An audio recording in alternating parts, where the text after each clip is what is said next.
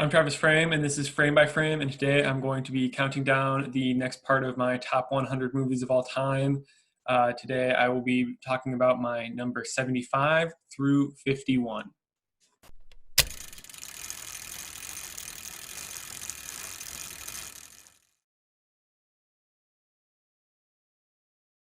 75 is going to be Fantastic Mr. Fox. This is a movie I love just because of the whimsical, fun nature of the movie. It's my personal favorite Wes Anderson film, and I think that the style and the look of the film are just so amazing, and that's why it's where it is. Number 74 is going to be a film that most people have not heard of. It is called Archie's Final Project, also known as My Suicide. It is really, really fascinating as the portrait of this main character, and I thought it was absolutely incredible. In fact, it would be even higher if it weren't for a slight issue I have with um, some aspects of the movie. But other than that one slight issue that I have, it is just so good, and it's one of those movies that's not very well known and definitely worth a watch. Number 73 is going to be Interstellar. Kind of like what I said about The Wolf of Wall Street. There's a lot of Nolan and a lot of Scorsese on this list. They're my two favorite directors of all time. And I mean, Interstellar is an essential Nolan. I mean, its visuals are stunning. The acting is amazing. Everything about the movie is just so well done, and the score. I mean, one of my favorite film scores to listen to. Number 72 is going to be The General. The General is, I believe, the oldest film on this list by a good amount, but it is so good. And my favorite silent movie of all time.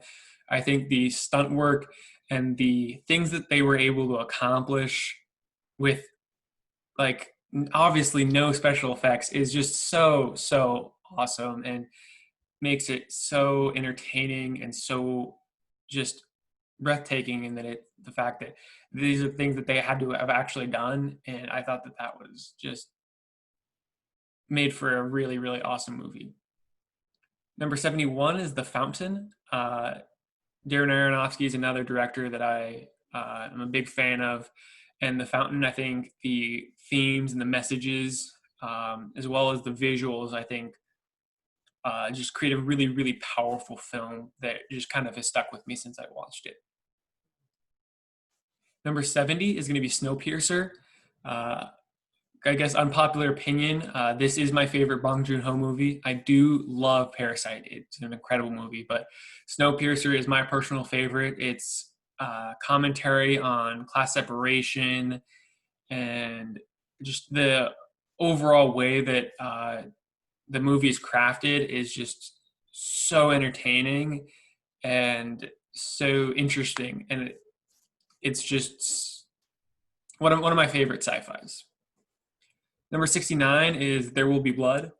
I mean, this is just an immaculately crafted movie. I mean, the cinematography, the score, the directing, and Daniel Day-Lewis's performance alone are just breathtaking. Like, Daniel Day-Lewis's performance alone is enough for the movie to be in the top 100, and it's all the other factors that elevate the movie even more around such a strong central character that's portrayed flawlessly.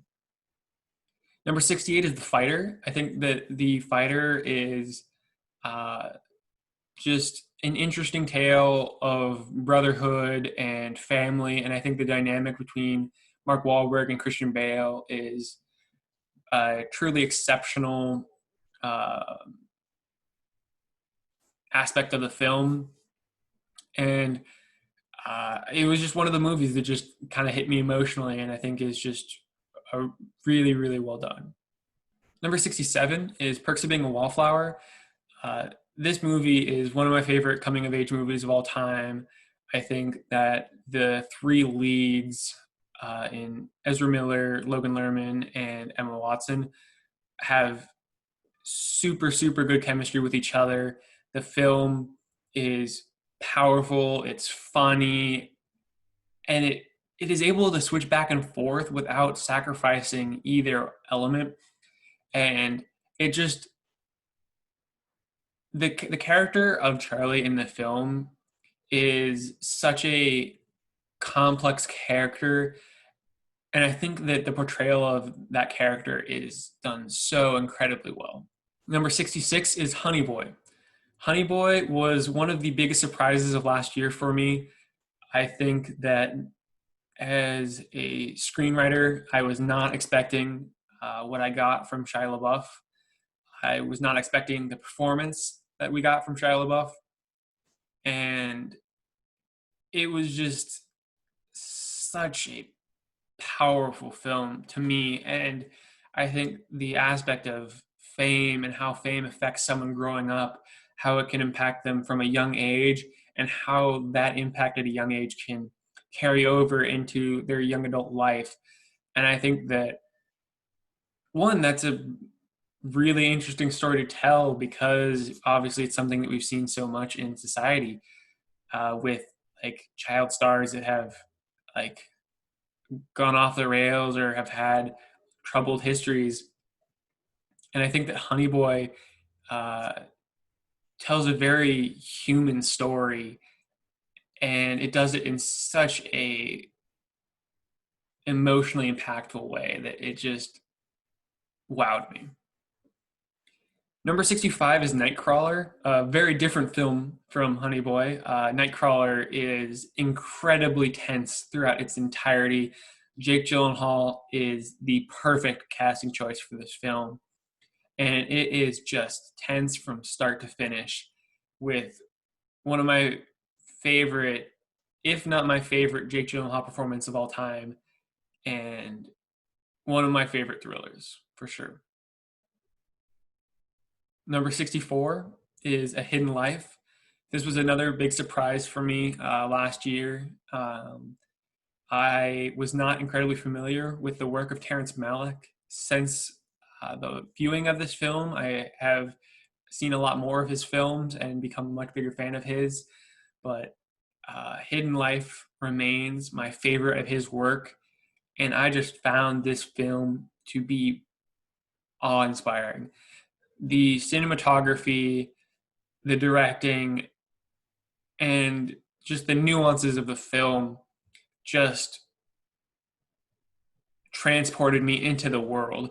And I think that while not being in overly complex or fantastical like situation, like a fantasy, like it drew me into the historical nature of the film, and I truly felt like I was there with just how atmospheric and incredibly crafted the film was. Number 63 is Prisoners. Uh, Denis Villeneuve does a phenomenal job directing, and uh, the leads' performances are all incredible.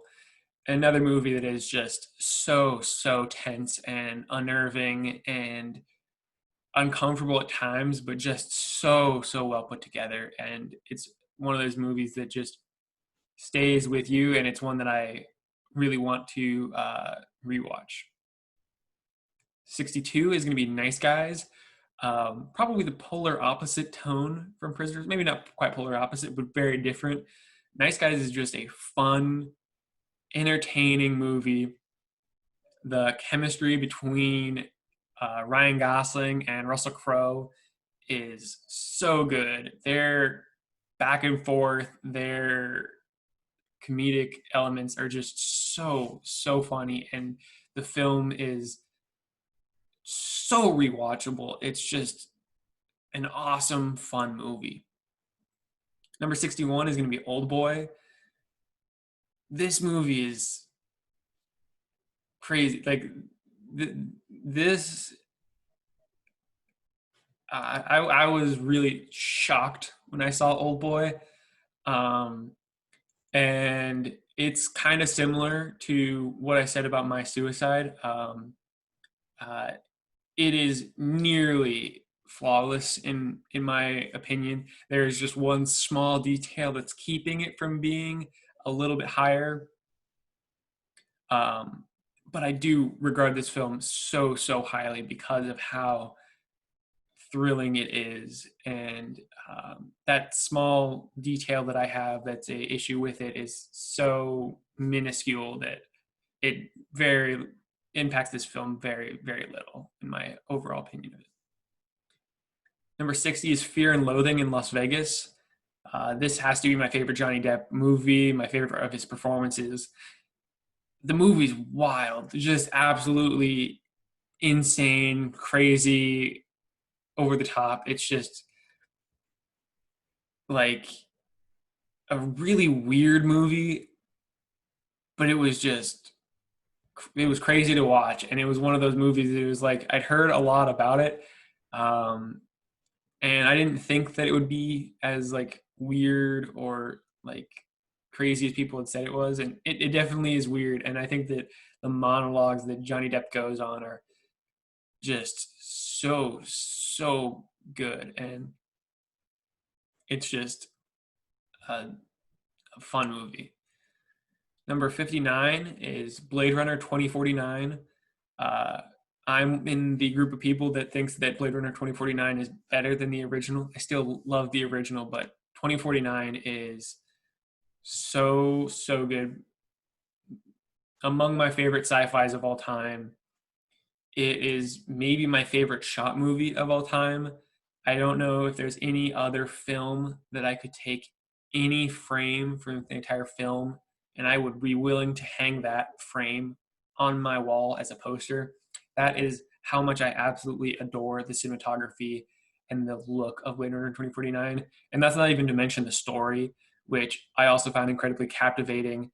For as long of a movie it is, I never felt bored throughout the entire runtime. And it is just one of those movies that I have so like that I just really enjoy.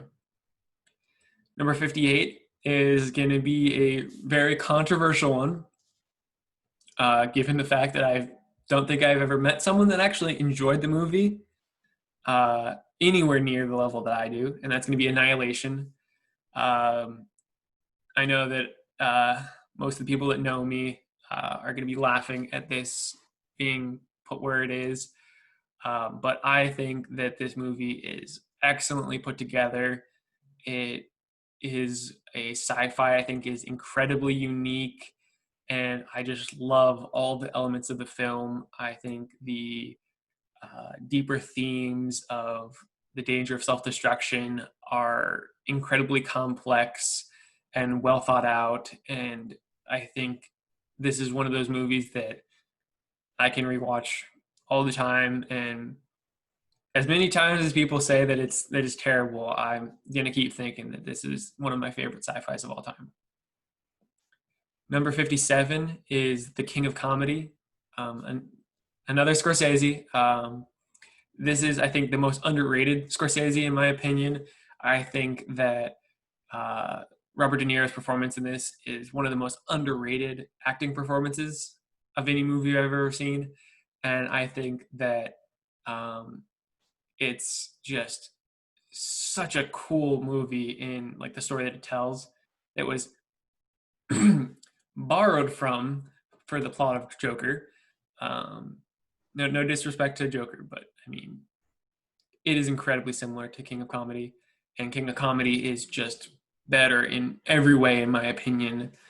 And obviously, being at 57 is better than the majority of movies that I've seen in my entire life, and I just think it's such a good film. Now we're moving into a new section. So all of the previous films that I have talked about, I would consider to be 9s out of 10s, nearly perfect, nearly 10s.